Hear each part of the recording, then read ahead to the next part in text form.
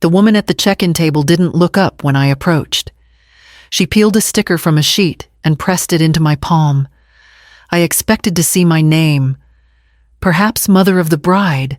Instead, one word stared back at me in block letters. Afterthought. No gold trim, no table number, just that. I held it between two fingers like it might burn me. Behind me, champagne corks cracked and laughter burst into the marble lobby of the estate. Guests in chiffon gowns and tailored suits were already angling for photos beneath chandeliers. My place, it seemed, was not among them. I wandered to the seating chart mounted on an easel, rows of bakers, cousins, colleagues from their law firm, every name carefully inscribed in gold script. Mine was nowhere. I searched again, slower this time. But the truth remained. A sticker had replaced me. An usher guided me toward a table near the swinging kitchen doors. The leg wobbled against the marble floor, close enough that waiters brushing past assumed I was part of the staff. One woman glanced down, murmured, "Excuse me," as if I carried a tray. I did not correct her. Selena passed across the ballroom, radiant on her new husband's arm. She laughed at something his aunt whispered. Neither looked in my direction. My hand tightened around the sticker. I thought of the years that had carried me to this night-long shifts at the library. Harold's quiet savings, the house that sheltered us through storms, all invisible now. I slid the tag into my clutch, stood without ceremony, and walked toward the side exit, past the waiters with trays of crab cakes, through the service corridor, and finally into the night air rolling in from the harbor. I breathed as if for the first time. I still remember the first time Selena brought Ethan's parents to my home in West Ashley.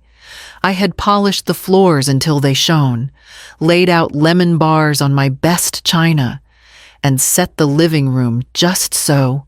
Mrs. Baker walked through with the faint smile of a realtor inspecting a property. Her eyes lingered on the floral sofa Harold and I had bought the year Selena was born. Then on the crocheted coasters I had made during chemo. She said nothing cruel outright. She didn't need to. The silence carried its own verdict. Later came the gift I sent after their engagement, a delicate silver frame, hand-engraved with their initials. I thought it might hold a photograph from their new life together. Instead, the box returned to my porch 2 days later, unopened. A neat note taped to the lid. "We already have enough. But thank you."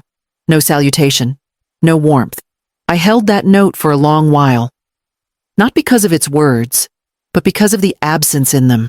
Then, one afternoon, I brought over a box of old photographs I had carefully saved. Selena as a toddler in Harold's arms at Folly Beach. Her first steps across our living room rug. The Christmas morning we wore matching pajamas. She leafed through them quickly, humming as though choosing fabric samples.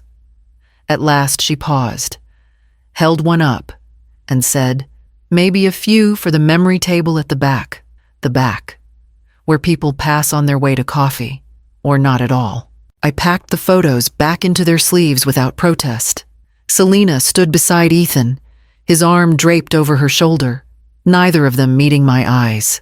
For the first time, I felt myself not simply overlooked, but actively placed at the margins, as if the story of our family had been rewritten to feature me, only in footnotes.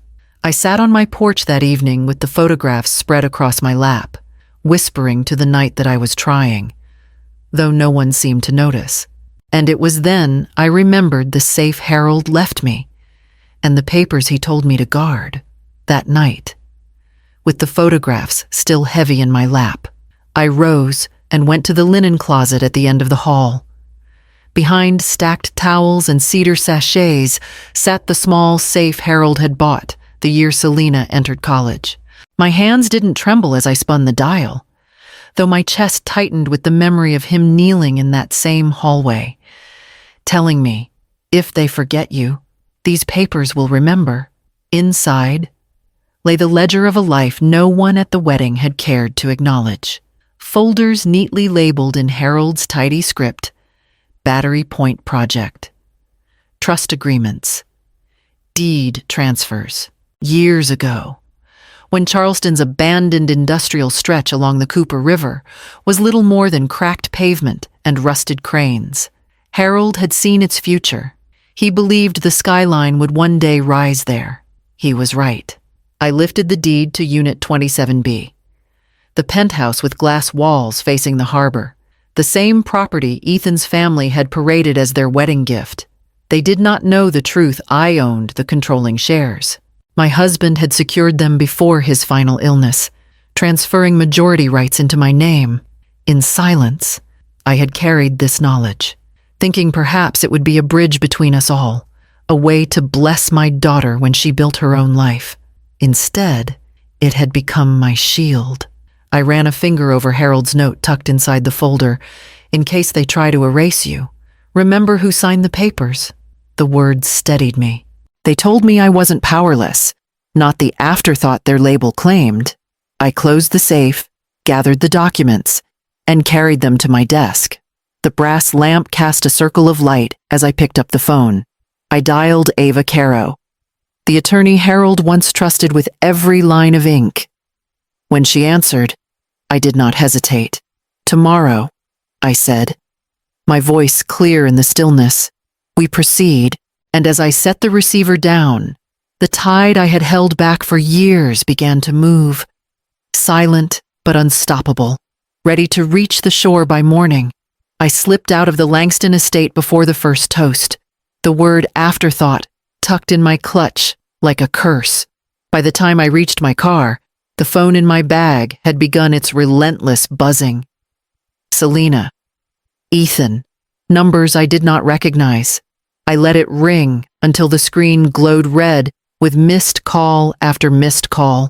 By the time I slid the key into the ignition, there were already a dozen. By the time I pulled into my driveway, the count had climbed to 20. When I laid my head on the pillow, the buzzing still came like a wasp determined to pierce soft skin. I did not answer once. At dawn, the silence in my house felt like a benediction. I rose, made tea, and sat by the window as the sun stretched across the Cooper River.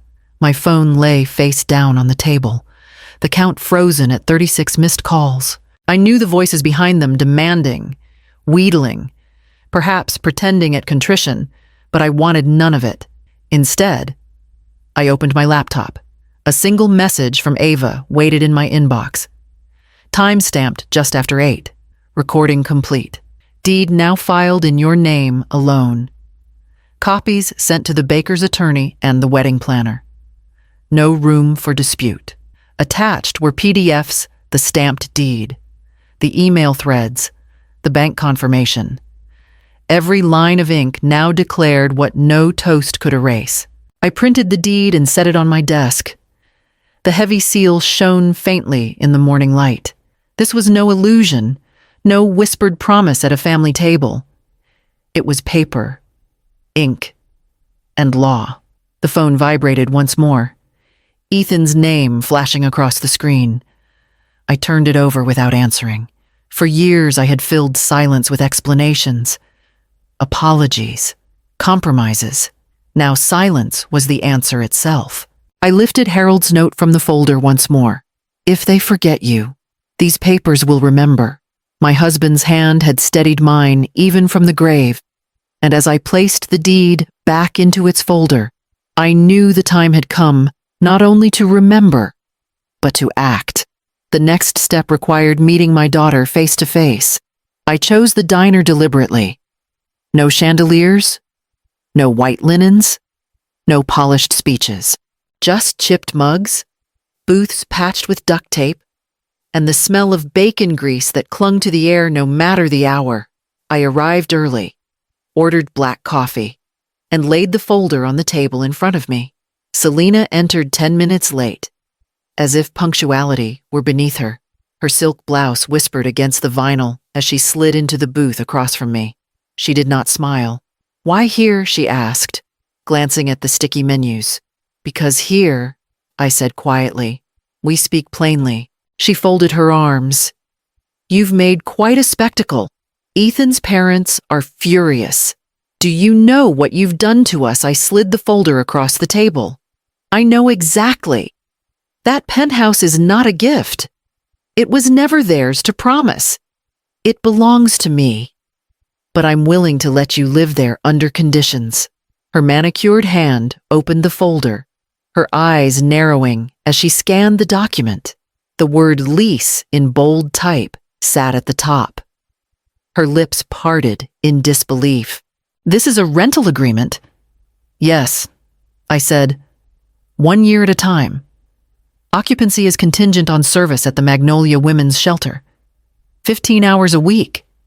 She let out a short, humorless laugh. You're punishing me. I leaned forward. Steady.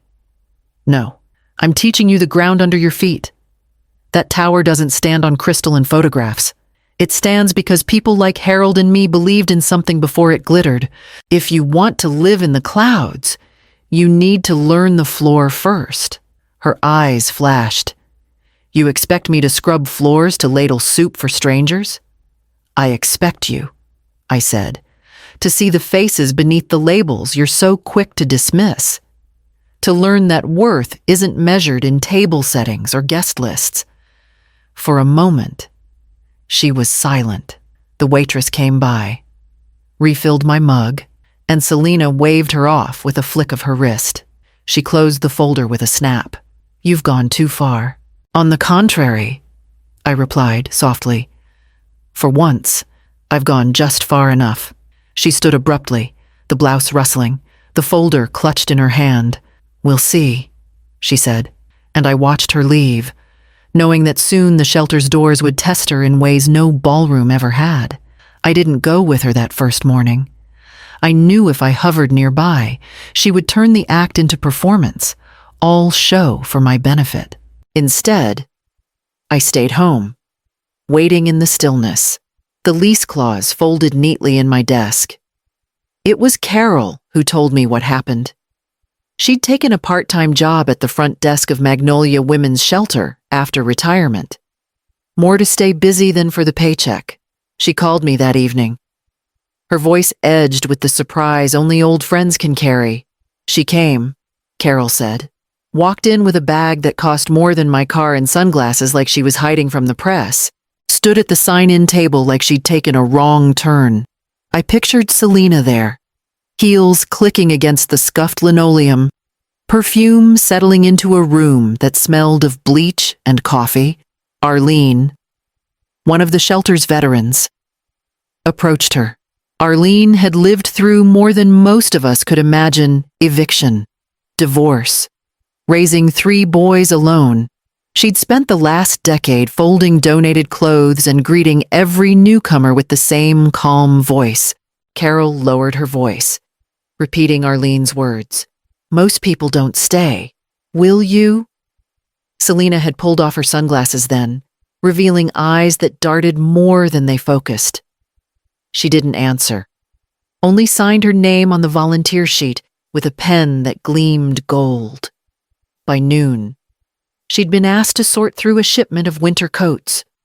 She fumbled, wrinkled her nose at the dust, but she didn't leave. A small girl came in with her mother, cheeks red from the cold, hands bare. Selena knelt awkwardly, tugged a puffy coat around the child's shoulders, and fumbled with the zipper until it caught. The girl smiled. Selena stayed an extra hour. Carol ended the call with a soft laugh. Maybe you knew she'd surprise me. Maybe she even surprised herself. I set the phone down, staring out toward the harbor where twilight turned the water steel gray. For the first time in years, I let myself wonder if change was possible. Not because of contracts, but because of moments that no ballroom could choreograph. The following week, I spread the old trust papers across my dining table. The pages were worn at the edges, signatures fading into history. For years, I had left them untouched, telling myself there would be time later to decide how to pass along what Harold and I had built. But after the wedding, after the name tag and the silence, I knew waiting was no longer an option. I began with the shelter, line by line. I rewrote the provisions, marking in clear, deliberate script that Magnolia Women's Shelter would receive annual support in perpetuity. They had carried women and children through storms of every kind. It was only right that part of my legacy belonged to them. Then Arlene came to mind, the woman who had looked my daughter in the eye and asked her to stay. I created a personal grant in her name, a sum set aside for her to use however she chose. No conditions, no oversight. After a life of carrying others, she deserved the freedom of trust. Ethan's name came next. Though writing it left a bitter taste, I would not reward arrogance. Still, if he wished to inherit, he would earn it. His portion would be contingent on verifiable community service hours logged, affidavits filed, no shortcuts through lawyers or family connections. Finally, I turned to Selena. My pen hovered before I began. The penthouse, the crown jewel of Harold's foresight, would not be handed over like a ribboned gift. She could own it. Yes, but only after 3 years of consistent documented service at the shelter, with annual reports detailing her work. Not a punishment, but a pathway. If she wished to live above the city, she must first understand its ground. When I set the pen down, my shoulders ached, yet my heart felt steady. These changes were not acts of revenge. They were lines drawn with clarity, a map of boundaries I should have sketched long ago. I gathered the papers into a folder and slid them across my desk, ready for Ava to file. And as I closed the lamp that night, I knew the terms of our future had been rewritten. It was a Thursday evening when Selena appeared at my door alone. No entourage, no polished speech prepared by Ethan's family. She held nothing but a small envelope. When I opened it, I found a hand-cut card, the edges uneven, her handwriting slightly crooked. It read, Marielle Huxley, Mother. She didn't try to explain. She didn't ask for forgiveness. She simply slid the card across the table as I set down 2 plates of roast chicken. For the first time in months, we ate together without performance. The silence was not sharp. It was steady. A kind of truce neither of us named aloud. Afterward, she asked if I might help her with a list from the shelter. Children's names were scrawled beside shoe sizes, some so small it hurt to imagine feet walking through winter with nothing but threadbare sneakers. We drove together to a discount store. Nothing glamorous, nothing worth a photograph. She read each name softly while I searched for the right pair of boots. Marcus, size 3. I handed her a sturdy pair with thick soles. Nina, toddler size 7. She tucked them into the cart as if placing treasure. We said little beyond the names, yet with every box lifted, every tag checked, something eased. It was not reconciliation, not yet, but it was an act of care that asked for no applause. Back at the house, she carried the bags inside, her arms straining under the weight. She set them by the door for delivery the next morning and straightened, brushing a strand of hair from her face. There was no speech, no request for recognition. She only nodded once, a quiet acknowledgement that needed nothing more. When she left, I remained at the table, the card still in front of me. For the first time in a long while, the word mother felt restored, not because it was spoken, but because it was written by her hand. The shelter held its winter gathering in the recreation hall. Folding tables pushed together beneath strings of paper lanterns. Each volunteer wore a handmade card, cut from thick paper and lettered in black ink. No one was listed as +1 or guest. Every name was written in full. I slipped into the room with 2 cards in my purse. One bore the word that had shadowed me at the wedding, sharp and cruel afterthought. The other written recently in my daughter's uneven script. Mother. When I reached the table, I laid them side by side, not as a declaration, not as defiance, simply as truth. Both had been mine. Both belonged to my story. Ethan appeared at the edge of the room, stiff in a pressed shirt, his smile never reaching his eyes. He carried a tray of cups, placing them down as though doing penance. Christopher was absent, claiming work in another city. Though I suspected absence was easier than facing what had been done, the children arrived in coats too big and scarves mismatched. They called my name without hesitation. Mrs. Huxley. Can you help me, Marielle? Look at my drawing. The sound of it filled the room in a way no ballroom ever had.